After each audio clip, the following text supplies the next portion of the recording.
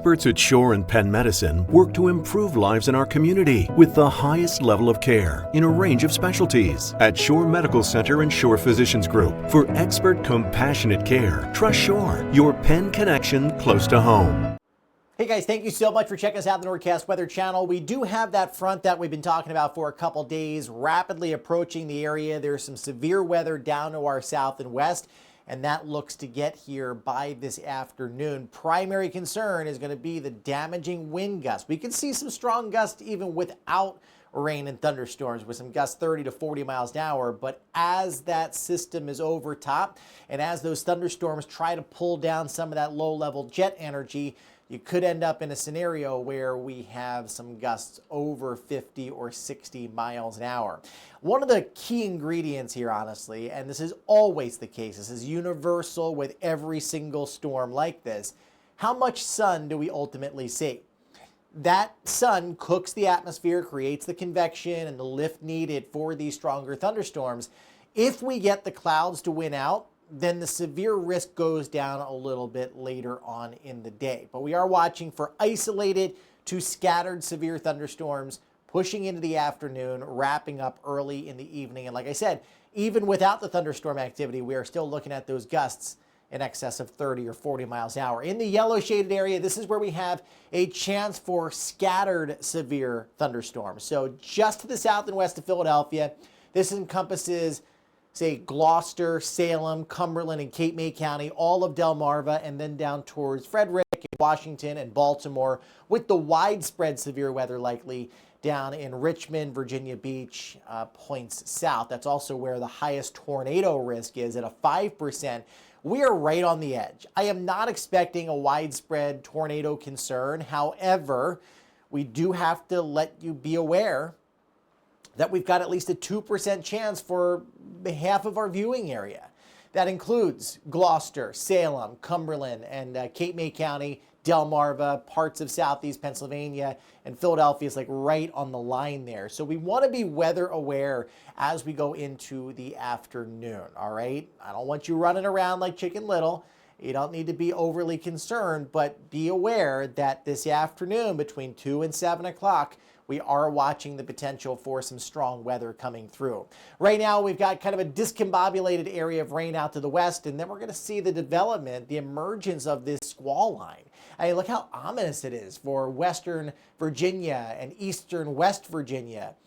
This is going to maintain its intensity likely as it comes through Baltimore, Washington. And what this will do is tap into that low-level jet energy and translate some, about 60 to 70% of that energy down to the surface, and you could easily end up with gusts over 60 miles an hour. The question is, does this squall line, first of all, does it develop? And secondly, if it does develop, does it maintain its intensity as it pushes through the Philly metro area? This model seems to think that it does, from Trenton down into Bridgeton, down into Salisbury, Maryland. And if this materializes, I can tell you we will be looking at some very significant wind gusts coming through, but it's highly dependent on the development of that squall line and that translation of energy from above our heads down towards the surface. All right, so our wind threat remains very high, gusts 40 to 60, isolated 60 plus possible with those thunderstorms that try to develop. Half of an inch to an inch of rain.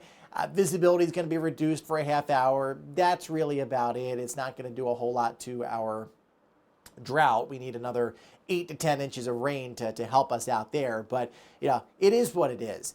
The winds are the primary concern. Could be looking at frequent cloud-to-ground lightning and all that kind of stuff, and snap tree branches onto power lines. So, yeah, just please, again, be weather aware for a 5-hour period this afternoon into early evening. Temperatures are going to be generally in the low, maybe middle 60s. If there is some of that sunshine that comes out, it's going to feel absolutely phenomenal out there. But 1, 2, 3 o'clock, we're going to be watching some rain coming in from the west. Look at these projected wind speeds, these wind gusts here.